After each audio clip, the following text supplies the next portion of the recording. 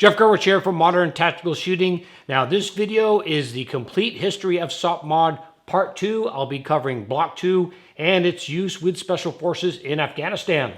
So let's go. So it was the summer of 2007 while I was serving as an instructor at our Special Forces Primary CQB School, which falls under the Special Warfare Training Center, SWIC as we like to call it.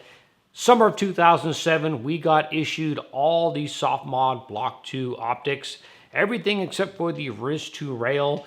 Now we heard about there was a new rail full-length handguard in testing, but I would not see the RIS-2 rail, the front sight post version, get adopted or issued out to Special Forces till a few years later. So right now I want to focus on the main items that we were testing and the items that SF guys ended up using the most out of SOPMOD Block II, and that's the LCAN Spectre 1-4, the LPVO, it's known as the SU-230, the next generation EOTech that replaced that first EOTech that we got back around 2005 with SOPMOD Block I.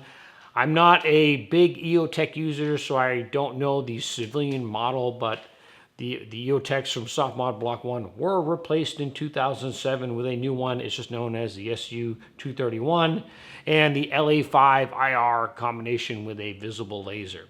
We also got some thermal scopes and some other things, but those are the main items that really SF guys use the most out of the SOPMOD Block II program. Now in 2008, Aimpoint reps came out to the schoolhouse at Fort Bragg and introduced the new Comp M4 that would be the Aimpoint the Army's using right now. Now the first version of the Comp M4, the new Aimpoint, kept the knob at the 2 o'clock, and that's the brightness knob and the battery compartment. The Aimpoint Comp M4 has a larger housing than the old M68, and using it we found that brightness knob and battery compartment actually blocks the shooter's peripheral vision when you're trying to look around that optic shooting with both eyes open. We asked that that knob be moved to the 5 o'clock, drop it low by the receiver so it would be out of the way of your peripheral so you can see around your optic when shooting with both eyes open. And Aimpoint did that for us and they called it the SF version. So in 2008, the Army adopted two versions of the Aimpoint Comp M4, the normal version with the battery at the 2 and the battery at the 5 o'clock version for SOCOM and Special Forces.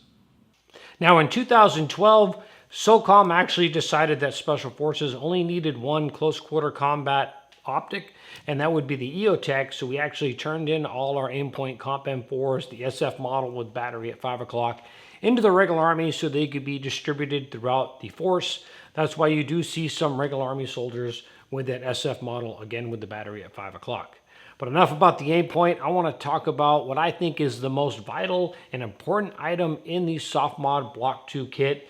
One item that I think is responsible for more kills and hits on the enemy than any other SOPMOD Block II accessory, and that is the SU-230 or the LCAN Spectre 1-4 low power variable optic. Now, SOCOM had already decided upon the LCAN as early as 2005, and in the middle of 2006, some early LCANs were sent out to units to try out. At the schoolhouse in 2007, when I was there, we had an early version of the LCAN. Earlier ones were a bronze color as opposed to the flat dark earth that they came in when they were issued out to the force. Now, a lot of guys don't like the external controls on the LCAN. It never bothered me. I thought it worked well. And the BDC that's inside the LCAN, not bad, has a daylight bright visible red dot, so that's pretty good. The only real gripe I have with the BDC is that it's calibrated for M855 62 grain ammunition, not Mark 262 77 grain, which is match grain ammo that we have access to in Special Forces. A lot of people say, well, that's no big deal, but 262 and that M855 does fly a little differently in elevation. There's about a 2 MOA difference in how it flies.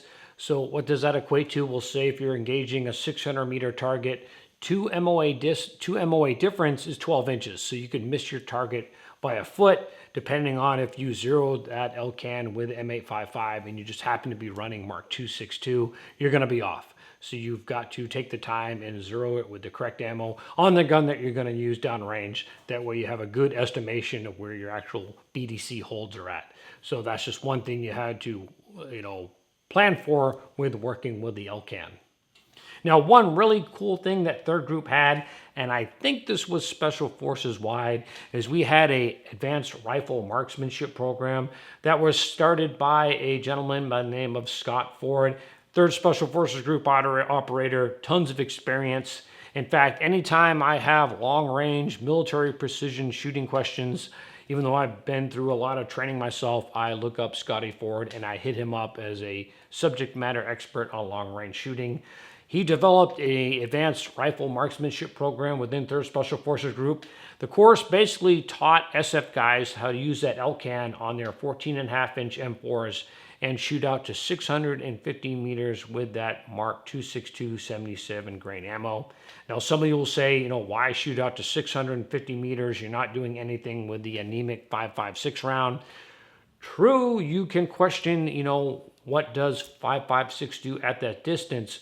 But this actually, I think, did a lot of good because it gave Special Forces soldiers the confidence in their rifle, optic, and ammo that they did have that capability to hit that far.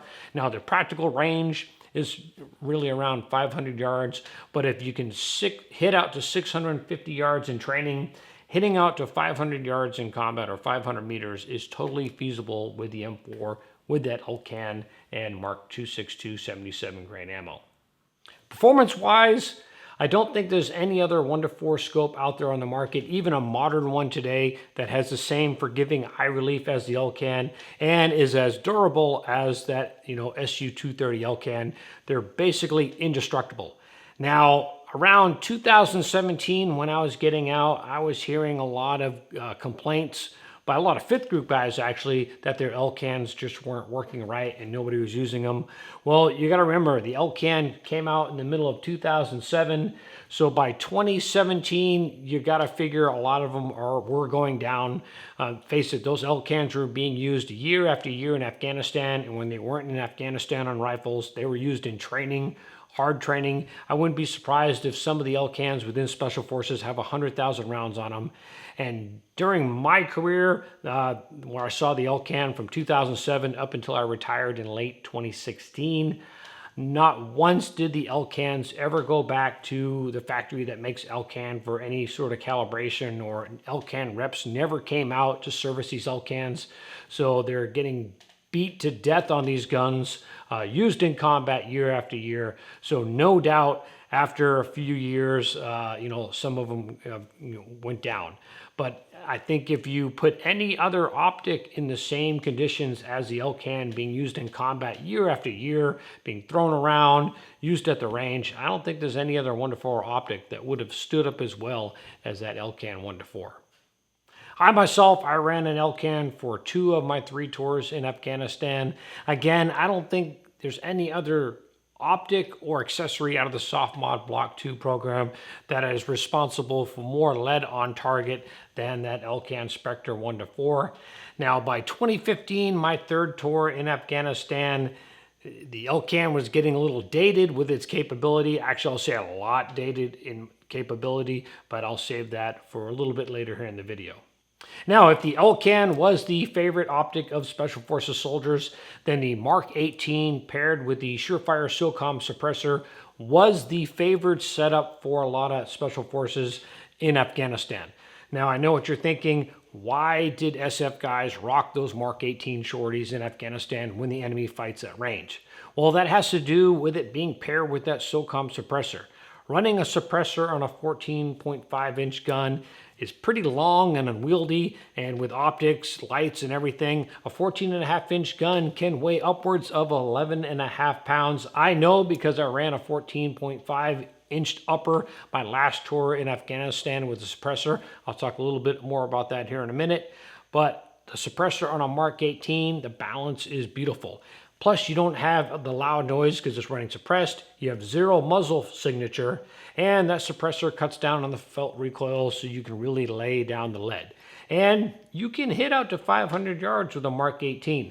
Again, it's questionable how much damage you're doing to the threat, but the reality is when you're in a firefight, whatever you're getting shot at by, you always want to return fire with either more of what you have or bigger guns. And to be frank, on a Special Forces team, There are a lot better weapon systems at SF guys' disposal to return fire with than their Mark 18s. A Mark 18 is your personal defense weapon, meaning when you're in those villages and you're presented with the enemy because you're clearing structures, you're going after it with your Mark 18. When you're being fired at from a hillside by a PKM 500 meters away, sure, you got your Mark 18 on you, but you have a lot better tools at your disposal. You got Carl Gustavs, you have 240, 7.62 belt-fed machine guns, you got Mark 48s, you have grenade launchers, and if you're mounted, well, heck, you got 50 cals, you have miniguns, so you have a lot better tools to return fire with, and that's what SF teams did in Afghanistan. So that's why you see a lot of SF guys in photos rocking the Mark 18 suppressed. Again, the balance is great. Not the best probably for Afghanistan for the distances, but going into any other theater of the world, I'd roll with a Mark 18 suppressed just because the setup is so smooth. So let me talk about the LA5 IR and red visible laser real quick. I thought it was a great piece of kit. We don't really use the red laser. It's mainly for zeroing since it's co-aligned with the IR laser. My only gripe about it, and probably an issue a lot of SF guys have with the LA5, is the Army chose to go with a tensioning screw as opposed to a locking throw lever. I don't know what the Army has against putting locking throw levers on optics and accessories that go on the rifle. They love tension screws, which of course come loose over time, and firing of the weapon is going to slowly vibrate and become loose. So before every mission in Afghanistan, every time we're about to leave the wire, I'd always the night before go out and make sure my LA5 was tight and zeroed. So that's just one of the pain in the butt things. Hopefully the Army will realize that locking throw levers are the way to go sometime. All right, you might have noticed this sweet deck hanging on the wall behind me. This is from Raid Skateboards. They make some skateboards with some firearm themes. They actually have a pretty sweet Mark 18 themed one. Now, I'm not becoming a skateboard channel. I want to mention Raid Skateboards because not only do they sell these firearm related skateboards, but they put on skateboarding events for combat vets. And why do they do that? I'm not into skateboarding, but there's a lot of vets and active duty members that do get their skateboard on. And it's an unconventional way of providing a little bit of relief for these combat vets who could be suffering from some sort of mental trauma. So if putting on a skateboarding event helps a combat vet escape their problems and enjoy themselves, even if it's just for a little while, I'm all about supporting it and mentioning them here on my channel. Of course, everybody knows about the larger organizations such as Wounded Warrior that helps our combat vets. But there are literally probably hundreds and hundreds of smaller organizations and individuals that do unconventional things to help our wounded warriors. So I would love to mention them here on my channel. Again, this is Raid Skateboards. I'm going to put a link to their website down in the description. If you purchase a board, even if you're not into skateboarding, you can be like me, hang it on your wall, give it to somebody who is into skateboarding. But purchases will help Raid Skateboards put on more events for our vets. So again, happy to mention them here on my channel.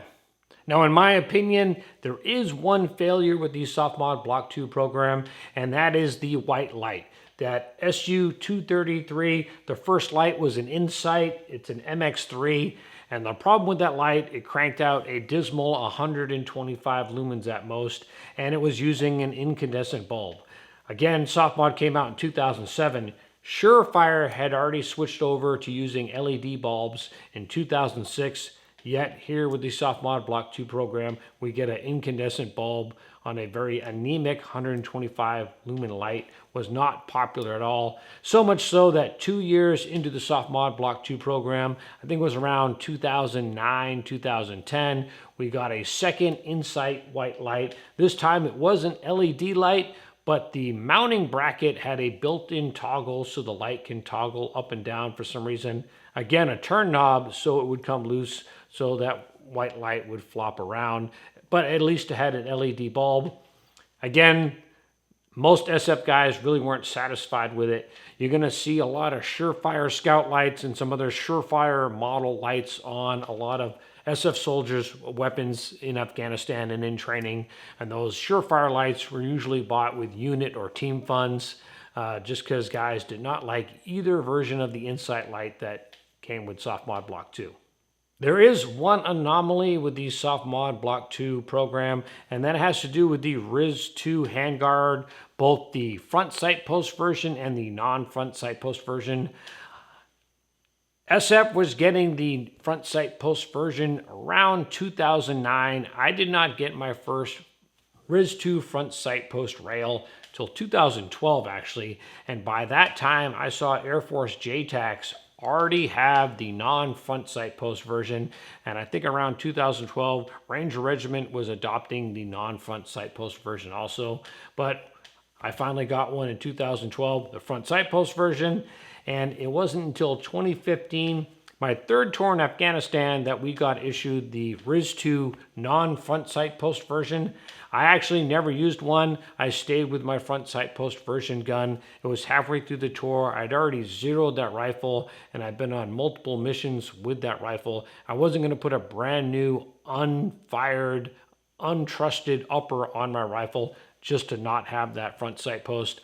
And really, after over 20 years in the Army of rocking an M4 with a front sight post, I don't even notice it when I'm looking through my scope, so it was no big deal to me. But yeah, for some reason it took forever to get the most modern handguards to all the SF teams. Again, it wasn't until 2015 I saw the RIS-2 non-front sight post rail. And again, other units had it way before us. Now, I believe it was around 2013, all of SOCOM adopted the Geisley Super Select Fire Trigger, a match grade trigger for our rifles that really upped our performance level with these guns. And basically at this point, 2014-ish, there's really no difference between a SOPMOD Block II rifle and a 3-gun race rifle. Really the only separating factor is on our tactical rifles, of course, we run the Surefire 4-prong flash hider, and on most of your 3-gun style race rifles, they run a compensator. But other than that, a SOPMOD Block II gun has a full-length rail, low-power variable optic, and a match grade trigger. Those are the same items you find on your competition rifles. So at this point, around 2014, your competition rifles and your tactical rifles are really almost the same thing. Okay, so the summer of 2015 was my last tour in Afghanistan, and this rifle right here is a clone of my work gun that I used my last tour in Afghanistan. 14.5 M4, of course, this is not an M4, it's actually an Adams Arms rifle. But I do have a RIS-2 front sight post rail, the Surefire 4-prong. This is a Colt SOCOM heavy barrel.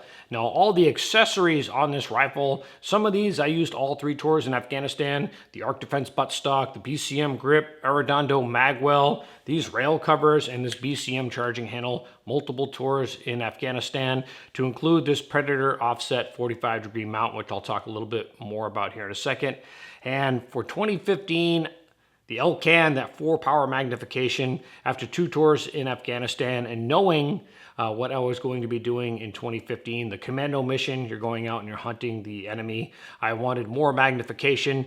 Again, not to stretch the range of this rifle. This is a 500-meter gun, but to give myself the best chance of hitting targets within that 500 meters. And at the time, you know, we had the Vortex Razor 1-6, and the other big optic that had just come out is this VCOG 1-6. I went with the VCOG, just knowing how the reliability of the ACOGs. This VCOG is overbuilt. It's probably not the best optic for 3-gun, but for combat, this thing can take a beating. I fell numerous times in Afghanistan. It's not a matter of if you're going to trip and fall on a mission. If you've ever humped the mountains of Afghanistan, you know it's how often, how many times you're going to fall. Fallen numerous times, and this optic's never lost its zero. Super solid. So for 2015, I think this was the ideal optic and setup for the threats I was facing. Okay, let me talk about this offset mount real quick. I've been rocking an offset mount since 2010, this Matt Briquette Predator offset mount. It's not a SOPMOD Block II issue item. 2005, SOCOM adopted the ACOG with the doctor sight on top, and in 2007, they put a doctor sight on top of the LCAN. That's how it was first issued, and that is SOCOM's solution to being able to shoot near CQB threats and long-range targets at the same time, putting the optic up on top, that mini red dot. I find that's too much height above bore. That's 5 inches height above bore. offset mounts, these 45-degree mounts, came out from the 3-gun shooting community just because of the speed and the ease of transition going from an LPVO to the offset. It's really just one quick motion. I've got my LPVO and just a quarter turn of the rifle, and that red dot is right there. Now, of course, with the tactical shooters on YouTube, there's tons of videos out about dual optic rifles. You would have thought these were just invented in the last 2 years with the amount of videos being made on them. But I had this set up with an LCAN back in 2010. I used it for 2 tours with an LCAN and this offset. And my last tour, 2015, of course, the VCOG with this offset. Now, I'm not the first SF guy to rock an offset mount with a LPVO. There are SF guys doing it before me. I was just mimicking them. But really, a dual optic rifle is really the new standard. Not just an LPVO, not just a red dot with a magnifier, but for a modern fighting rifle, if you look at any recent photos of U.S. Special Operations in the last 3 or 4 years, I would say 9 times out of 10, they're probably rocking a dual optic rifle. And a lot of them are using unit funds to purchase scopes beyond the LCAN. They're purchasing 1-8s, 1-10s. 1-6 in 2015 was great, but honestly, a 1-6 scope is dated now. Of course, the Marines went with a VCOG 1-8, so hopefully Special Forces does go with 1-8s, 1-10s. They won that SIG contract for 1-6, but I believe as of early 2022, talking to SF guys, they'd still yet to receive the SIG 1-6. So hopefully SOCOM's moving forward with something else for our Special Operations members. Now, speaking of offset mounts and piggyback optics, the last SOPMOD Block II item I want to cover is the Doctor sight. Now, SOCOM adopted the Doctor sight around 2005, and in 2014, we adopted the EOTech MRDS, the mini red dot sight. That is one item that is just as dismal as the Insight white light. The EOTech MRDS has a plastic body. It's super fragile. If you drop it from standing height on something hard, it's going to shatter. Halfway through my 2015 tour, I was rocking an EOTech MRDS, and it was cold and rainy out. We're approaching the winter, and the rain, for some reason, affected the coating, and the coating of the lens came off, and that EOTech became permanently blurry. So I went back to running a Doctor sight. So here I am in 2015 running a 10-year-old mini red dot Doctor sight, which is really Gen 1 mini red dot technology. But in 2017, 2018, SOCOM did adopt the Trijicon RMRs, mainly for the Glock pistols, but I'm sure a lot of them are finding their way onto rifles, either piggyback mounted on top of optics or offset mount 45-degree mounts. So that's a smart choice, I think, by SOCOM going with that RMR. So there it is. That is the complete history of SOPMOD Block II as I saw it up until 2017 when I retired. Now in 2017, 2018, SOCOM announced the upper receiver group improved, that mid-length 14.5-inch barrel with an M-lock rail. Some people call it SOPMOD Block III, but it's really not. Not a bad run, 10 years of SOPMOD Block II. And again, it's the combination, those optics, lights, and lasers that really won every firefight in Afghanistan for our Special Forces members. Real quick, now that fall is approaching and cooler weather is upon us, I'd like to mention my training. I'm offering classes again. I do travel out of state. I offer shooting classes here in North Carolina and out of state. You can check out my website, moderntacticalshooting.com. I am starting to populate the calendar with classes. So if you're interested in shooting with me, again, check out moderntacticalshooting.com. Now, as always, I hope you found this video informative and entertaining. And as always, I'm Jeff Gerwich. Thanks for watching.